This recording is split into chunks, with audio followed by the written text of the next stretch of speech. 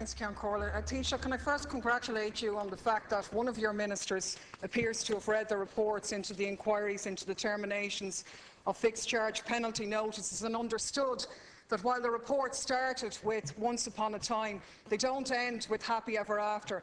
And this issue isn't going to go away, and credibility in the system isn't going to be restored unless there is a full independent inquiry. But what I actually wanted to raise with you as we are in the countdown to the G8 was a couple of issues in that regard. You're aware, Taoiseach, that the fake shop fronts have been erected across Enniskillen to hide the reality of an economy in tatters from the visiting G8 dignitaries. It is somewhat reminiscent of the tactics employed by Potemkin in Tsarist Russia, who authorised the building of fake villages along the route that was going to be travelled by Catherine the Great. And I'm wondering, would you agree with me that this is a somewhat poignant analogy for the G8 gathering?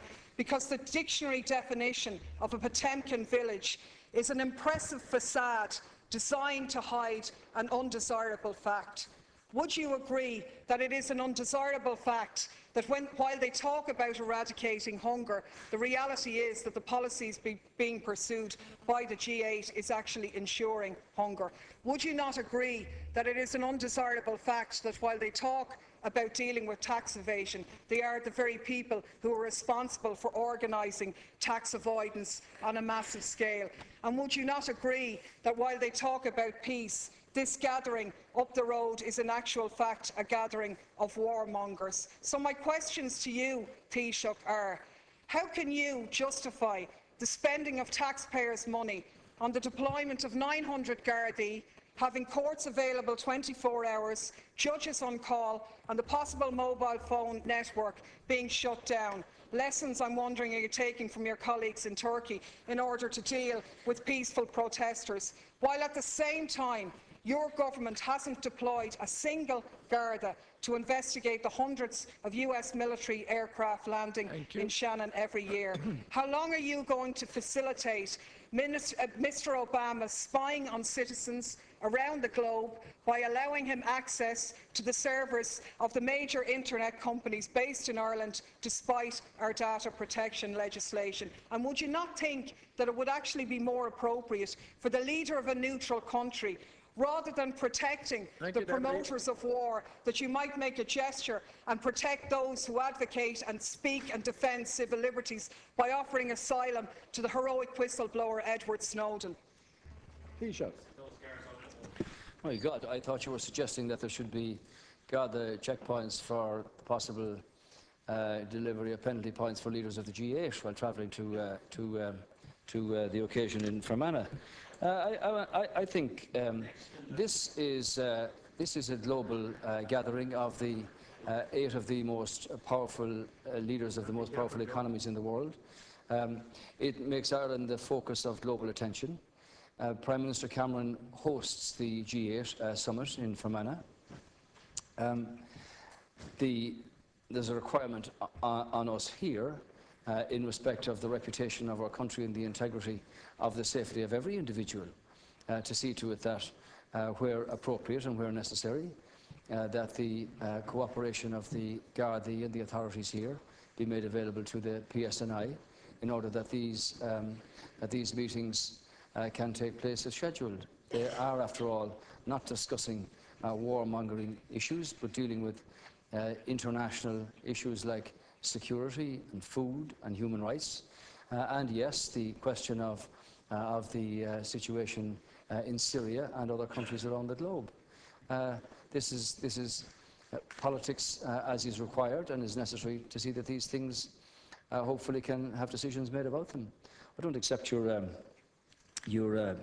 argument about Catherine the Great, and I'm not aware of the detail of shop fronts being altered, though I've read some reports about that. I suppose it's a case of each local authority wishing to present its area in the best possible light. I do hope that the G8 summit is a big success in the sense of dealing with many of the issues that affect the globe.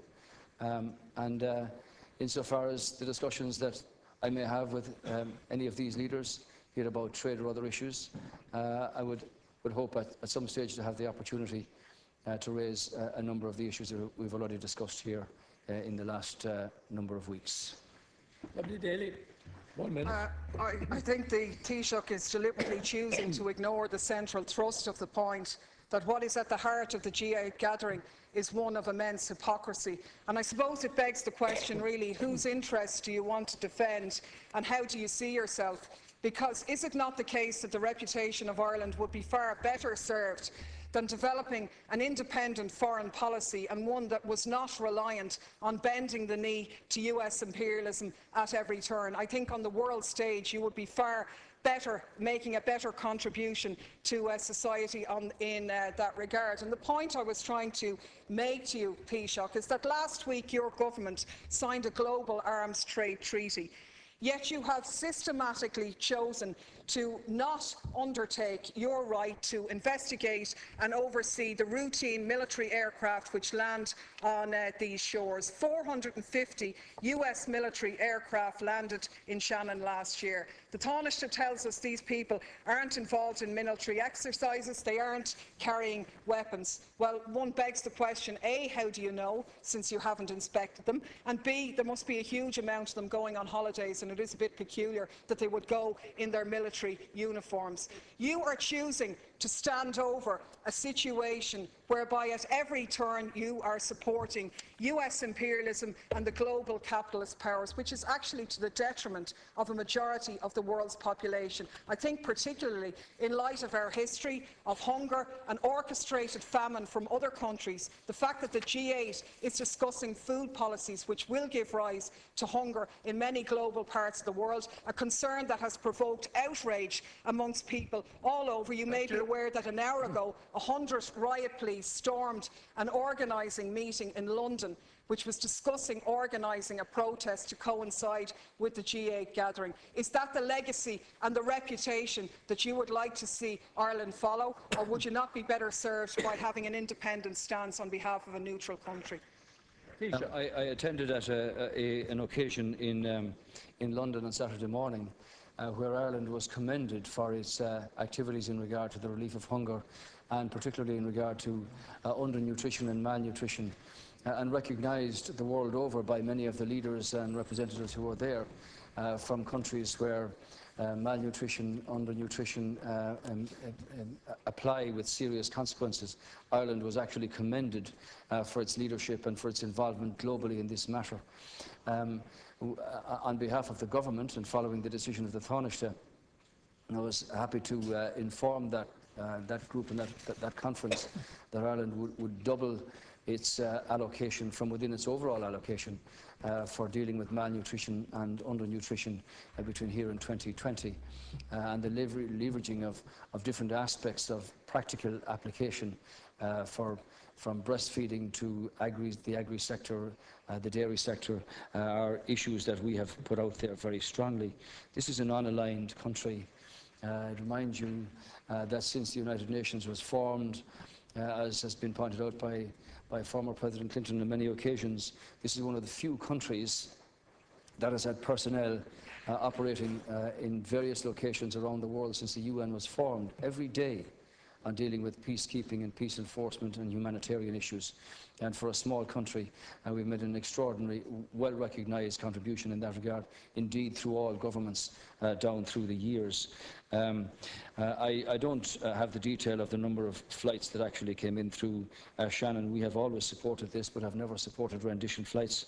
From that point of view, as a non-aligned country, with the Taoiseach chairing the General Affairs Committee, Ireland has put forward its views very strongly, both in regard to the arms embargo in Syria recently, and the decision of the Council, and our views on how things should be dealt with in various locations around the world. And we have to say that as a non-aligned country, we're very proud of the contribution that we have made and that we continue to make. So in that respect, we do not kowtow to any other international power here. We have our own views on things and have never been afraid to express them.